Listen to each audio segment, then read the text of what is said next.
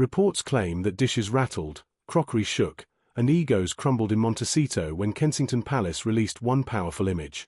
It wasn't a flashy press release or staged photo shoot, just a singular, potent photograph of Prince George embodying the actions typical of future kings: being present, serving others, and grasping his legacy without uttering a word about it.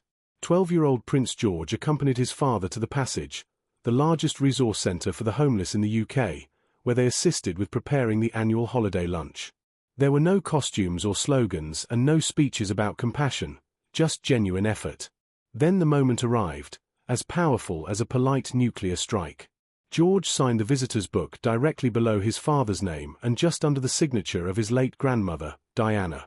3 names from 3 generations came together to tell one story without uttering a word. Observe William's expression in that photo. It exudes pride without the need for validation, and calmness devoid of any agenda. Now, consider George, completely relaxed and at ease with himself.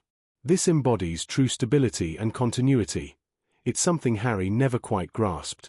When William speaks of Diana, he does so with the skill of a master storyteller rather than as a desperate claimant. He refrains from weaponizing her memory or asserting ownership over her legacy. Instead, he demonstrates it in action. Years ago, Diana brought her young sons to that same charity.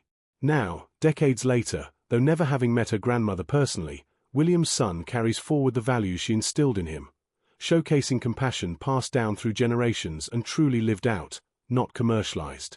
Harry's repeated claim, "I am my mother's son," loses its significance in comparison to this. Bloodlines are only meaningful when they embody values.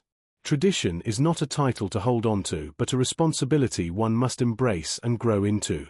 William understands this. Harry never did. In Montecito, the self-described reinvention project presses on. With fresh names, new titles, and ongoing efforts to appear significant while urging others not to use outdated labels for them. The irony might be enjoyable if it weren't so repetitive. Here's the part that likely hurts the most: this was no retaliatory move. It wasn't a reaction meant to cause harm. It simply represented life progressing, gracefully, confidently, and without their presence. William's focus wasn't on California. It was on his son, his mother, and those they were there to support. That's what gives it its impact. No transparent dresses. No outbursts. No desperate demands for royal fashion statements. No Her Royal Highness emphasized unnecessarily. Just Diana, William, and George, names that resonate without needing an introduction.